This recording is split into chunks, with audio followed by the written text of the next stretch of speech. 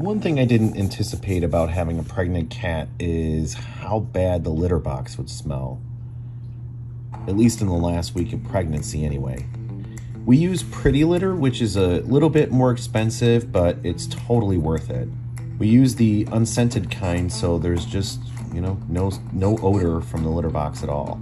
But with a pregnant cat and the baby's pushing on her internal organs, you can see how she might be using the bathroom frequently. And she's also had diarrhea this past week, so if your cat has diarrhea, it's next to impossible to clean the litter box 100%. So we've had to change out the litter entirely now twice. This is why you don't really want to feed cow milk to your cat. Most are lactose intolerant, and that could lead to a messy litter box. Another thing about a pregnant cat we're learning is that they start to become territorial. I debated about showing this next clip because this is how cats get a bad rap, but I think it's important to see. At first, Tilly would sit outside the litter box when Pippa was using it, which is how she learned where to wipe her paws, and that was helpful. We only filmed this clip because we started to notice she would chase Pippa as she left the litter box, and we thought maybe she was trying to play with her, but then realized she was becoming territorial over this resource. As you'll notice, there are now 2 litter boxes next to each other, and that's not how we normally keep our house, but we thought that would help with, Tilly realizing there were more options and stop being aggressive over it. But we did not expect this to happen.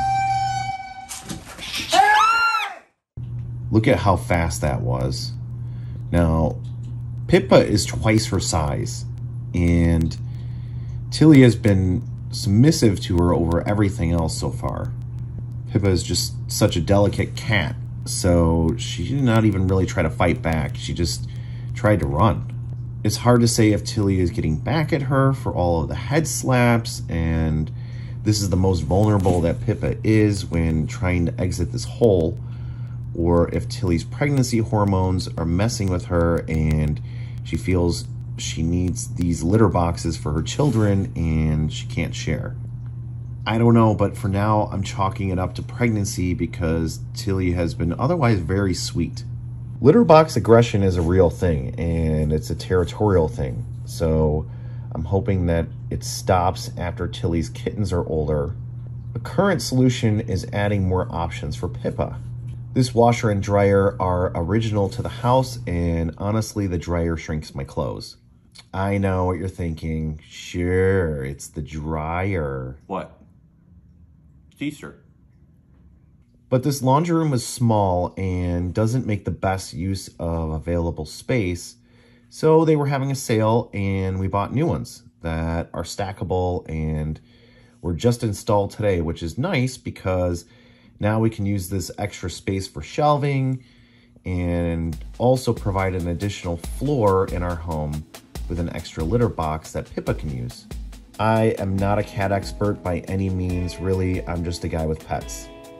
But if you listen to Jackson Galaxy, he says if you have 1 cat, it's best to have 2 litter boxes, and if you have 2 cats, that you should have 3. We don't mind providing extra bathroom spaces and have become very creative in how to fit them into our home while keeping them out of sight and still accessible.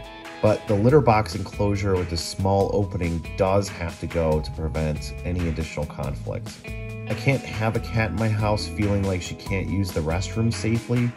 That's how cats stop using the litter box. I don't know what we'll do about it on this floor of the home just yet, but I'm sure we will find a creative solution that works for all of the cats and all of the humans in our home. Still no kittens, but we will put an update out here on YouTube once she gives birth, so stay tuned.